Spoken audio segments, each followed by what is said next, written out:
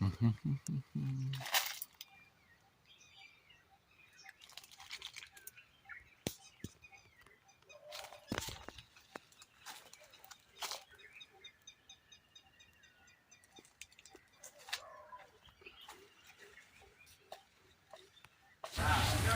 ఏడాది మామిడి పంటకు గిట్టుబాటు ధర లభించకపోవడమే కాక రైతులకు ఉన్న పంటను కోతల మొదలుపెట్టి మండి తలిస్తే అక్కడ కూడా సమస్యలు తలెత్తుతున్నాయి. అంటే టన్ను 25,000 చెప్పి మళ్ళీ వాటిలో 3-4 రకాలుగా విభజించి ధరలు ఇస్తున్నారని, దీంతో ఏమాత్రం గిట్టుబాటు కాక దిక్కుతోచని పరిస్థితి దాపరించిందని రైతులు వాపోతున్నారు. చిత్తూరు జిల్లా పొల్చాల మండలం ఓ యువరతు తన తోటలో పండిన 2 టన్నుల బంగినపల్లి మామిడిని కోతలు మొదలుపెట్టి ట్రాక్టర్లో ఓ మండీకి తరలించారు. అక్కడ మండి యజమాని అత్యధిక ధర బంగినపల్లి 25,000 పలుకుతుందని చెప్పారు.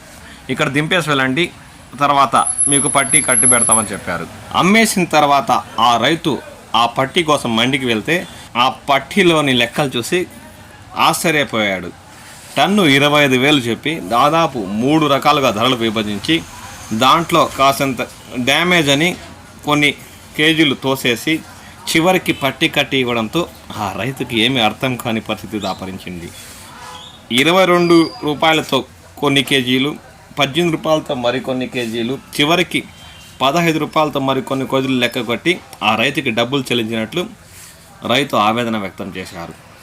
1 కేజీ కూడా టన్ను 25 రూపాయలతో అంటే 25,000 రూపాయలతో కొనుగోలు చేయలేదని, దీంట్లో కొంచెం మంగు ఇతరత సమస్యలు ఉన్నాయని చెప్పి అత్యధిక ధర కేజీ 22 రూపాయలతో కొనుగోలు చేసినట్లు రైతు ఆవేదన వ్యక్తం చేశారు.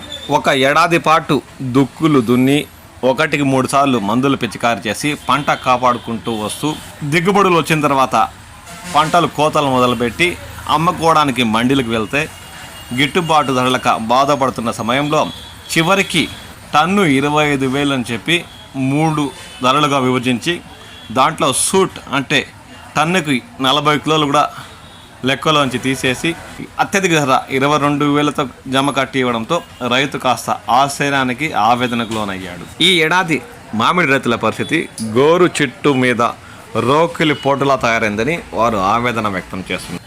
రాష్ట్ర ప్రభుత్వం ప్రత్యేకంగా స్పందించి మామిడి రైతులకు గిట్టుబాటు ధరలు కల్పించేలా చూడాలని ఈ సందర్భంగా ఆ యువ రైతు కోరాడు. లేదంటే ఇక రాబోయే రోజుల్లో మామిడి పంటలను పండించేందుకు రైతులు సముఖత చూపారని ఈ సందర్భంగా ఆయన వ్యాఖ్యానించారు.